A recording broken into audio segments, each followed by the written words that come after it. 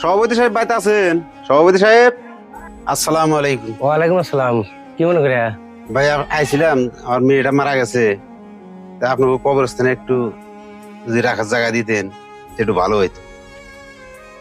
কথা হলো কি ভাই, আপনার মেয়ের চরিত্র ব্যাপারে যা কিছু শোনা গেছে বা জানা গেছে, তা এখন তো আমি যতই সভাপতি হই কবরস্থানের, আমি একা কোনো সিদ্ধান্ত দিতে পারবো না। আমি কমিটির সাথে কথা কয়া বিষয়টা আপনাকে জানাইতেছি। ভাই আপনি যদি এই কামটা করে দিতেন আমার জন্য একটা উপকার হইল নি, মানে এটা ভাষায় প্রকাশ করার মতো না, বুঝছেন? ঠিক আছে ভাই, আমি কমিটির সবাইকে ডাইকা বিষয়টা জানায়া তোমাকে জানাইতেছি।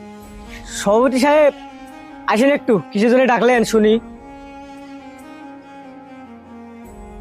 কি হয়েছে? আলামিন, ওই যে হাবিজারের মেয়েটা মারা গেছে, হ্যাঁ শুনছি। তো আমার কাছে আসছিল কবরস্থানে রাখার জন্য। তা আমি তো একা কোনো সিদ্ধান্ত দিতে পারিনি। আমি যতখানি জানি ওনার মেয়েটার নাকি চরিত্র ভালো ছিল না। তে এখন তোমাকে ডাকছি, তোমরা কি কও? ওনার মেয়ে যে অশ্লীল কাজ করছে, যে টিকটক করছে, এটা তো দেখার মতো না। যে ভিডিও বানায় দেখে আমারই ঘৃণা লাগে।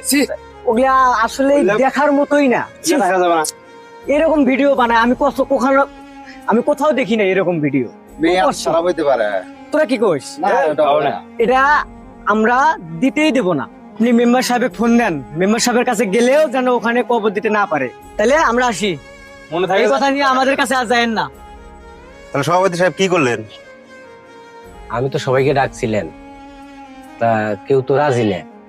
কারণ আপনি মেম্বারের সাথে একটু যোগাযোগ করেন। আচ্ছা ঠিক আছে, তাহলে আমি মেম্বারে ফোন দিয়ে দেখি। হ্যালো মেম্বার সাহেব, আসসালামু আলাইকুম। ওয়ালাইকুম আসসালাম।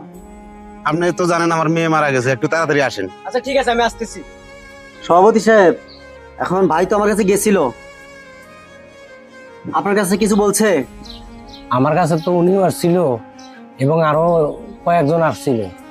তো দেখেন, আমি তো হলো সবাইকে ছাড়া কোনো সিদ্ধান্ত দিতে পারি না। আচ্ছা, ওনার মেয়েটা তো ব্যাকগ্রাউন্ড খারাপ ছিল। এখন বিষয়টা দেখেন কি করা যায়। এখন কথা বলি কি বড় ভাই, এলাকাবাসী আমার কাছে আসছিল আপনি ফোন দেওয়ার আগেই। যখন মৃত্যুর খবর সবার কাছে পৌঁছে গেছে, তখনই লোকজন সবাই আসছিল, আইসা বলছে এই মেয়ের জানাজা হবে না। কেন? ওরা বললো যে এই মেয়ের অশ্লীল অশ্লীল ভিডিও আছে, টিকটক করে বেড়াইছে। আমি দেখলাম ভিডিও যেভাবে করছে, একবারে নিকৃষ্ট ভিডিও।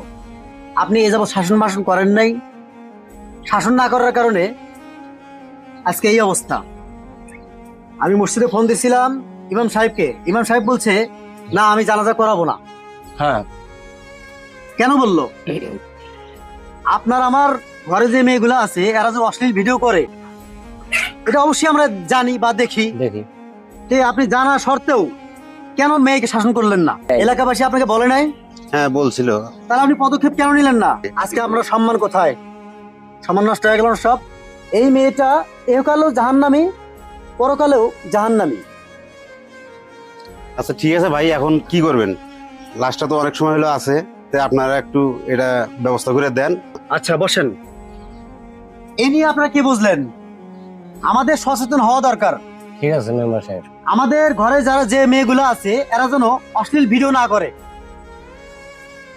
এরা যেন এরকম বাজে কোনো ভিডিও না করে, যাতে এলাকাবাসী মাটি দিতে দেবে না এবং জানাজা নামাজ পড়াইতে দেবে না।